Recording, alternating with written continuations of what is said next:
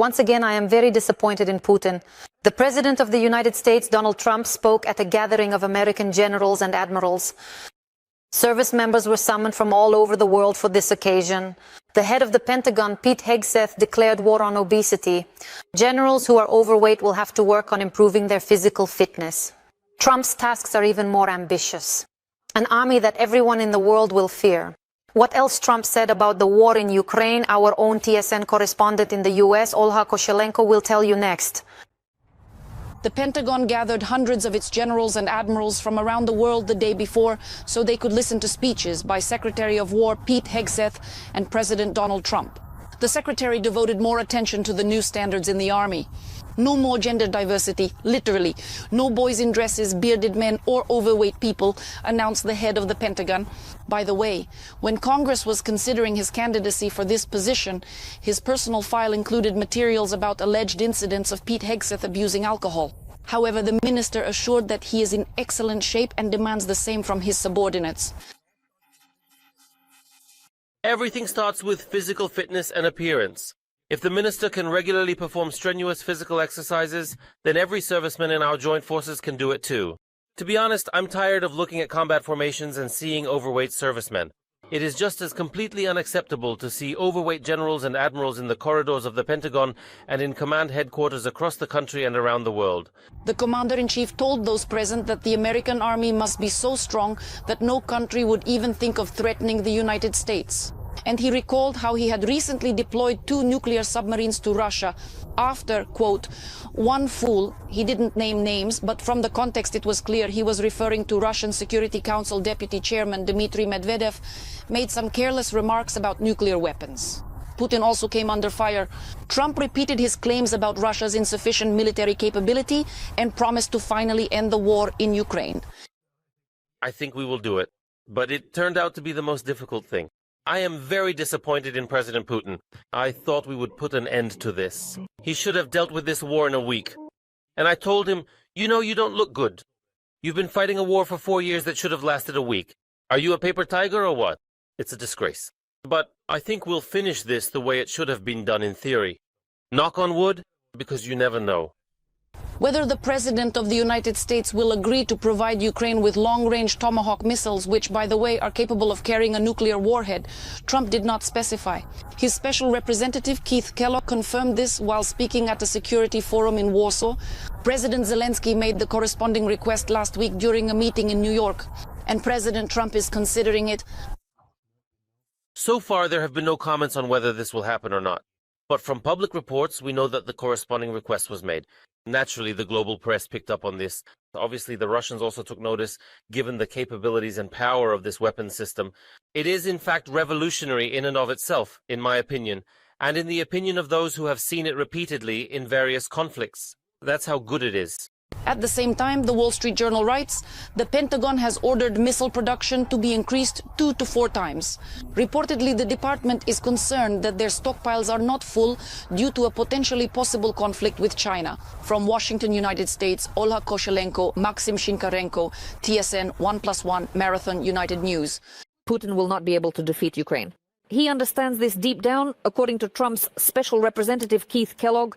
He says the cost of the war for Russia must be raised because that is the path to peace negotiations. Ukraine is already moving in this direction, attacking oil refineries and reducing their output by about 20%.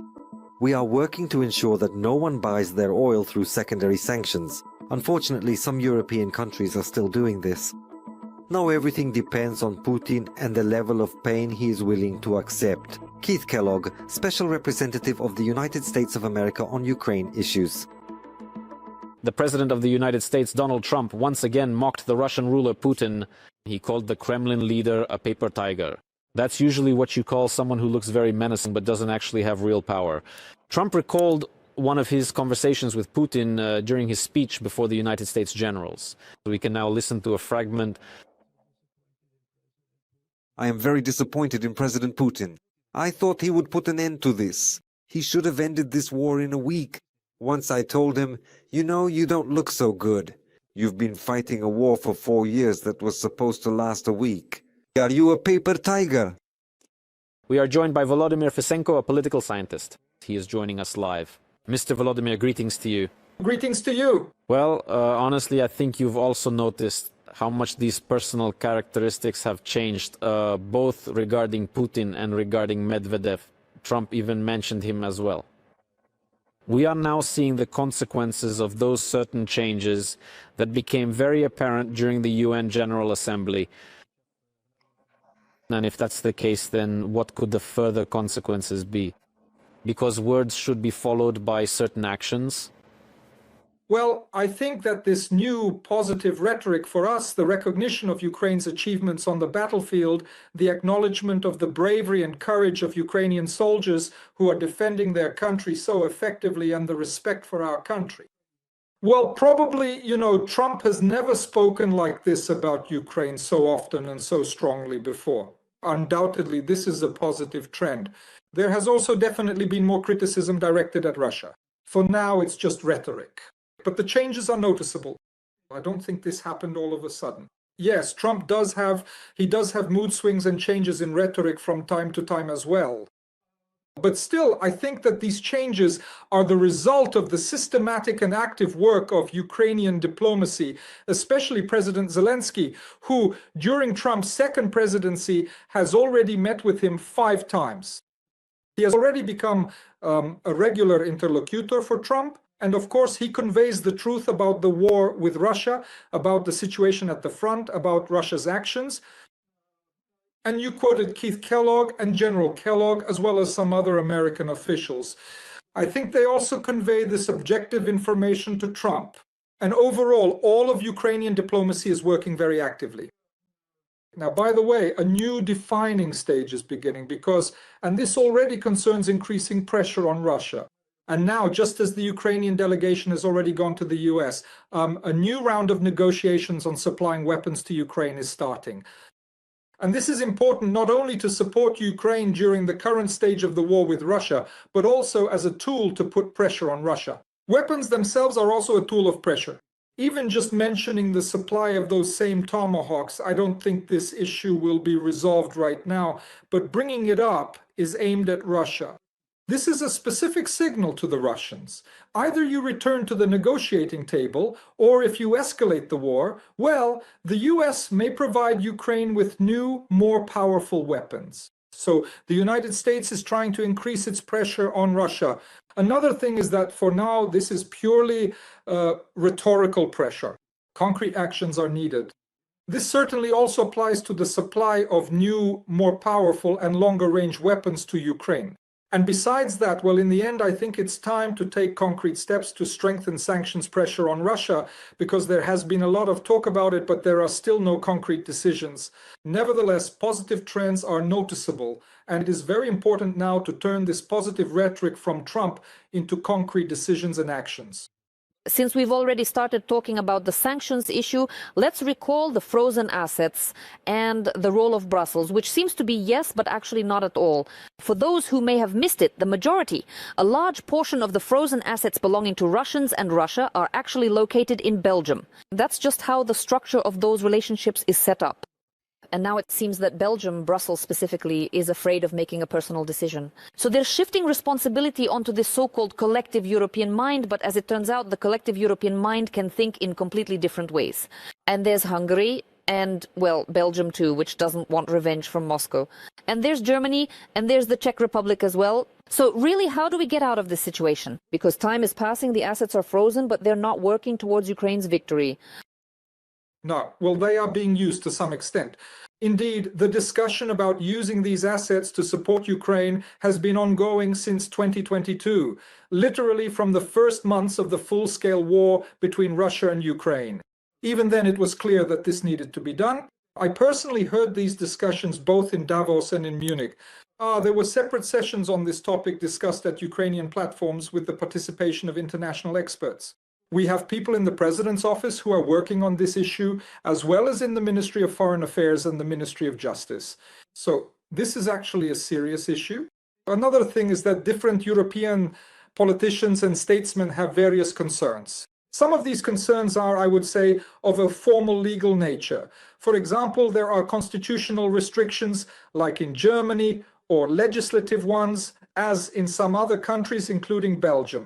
There are worries that this could set a negative precedent, that if Russian assets are confiscated, then the Chinese might not want to invest or place their financial assets in the European economy and financial market.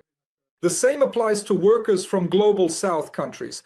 Unfortunately, such concerns also influence the behavior of European politicians and public officials. It's not just the fear of legal conflicts with Russia. That's also an argument. Some European businesses are afraid that if these Russian assets are confiscated now, then Putin might confiscate the remaining European businesses in Russia. But the real question is, why are they still there? Especially after 3.5 years of war. Nevertheless, it really is a debatable issue. However, there are currently positive trends. Ursula von der Leyen, the president of the European Commission, has proposed a compromise plan that could become a breakthrough in resolving this issue. In form, it is a compromise, but it will allow not just the use of interest from these assets for Ukraine's benefit, which has already been happening since last year, but so to speak, the use of larger sums. All the more so because it is becoming increasingly clear to European politicians that they either have to spend their own budget funds, which would create financial and political tension in their countries, or they can use Russian assets. And now such a plan is taking shape. It has been supported by Germany, which is very important. We're talking about the so-called reparations loan or reparations credit for Ukraine, where Ukraine could receive, well, the amount mentioned is about 120 billion euros for money, for weapons, and to support our economy and social sector. And the collateral for this loan will be precisely those Russian assets that are held in the Brussels depository.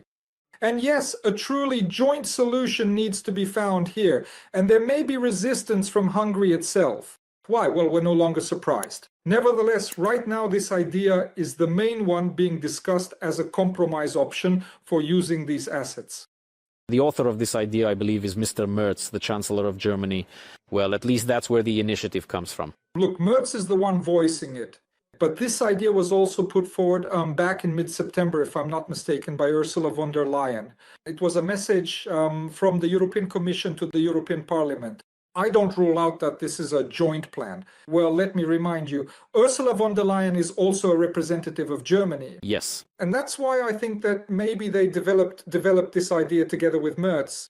So this tandem, in fact, is also very important in terms of influencing the adoption of this decision. Because Germany remains one of the most influential countries in the European Union. Volodymyr, thank you. Volodymyr Fesenko was with us.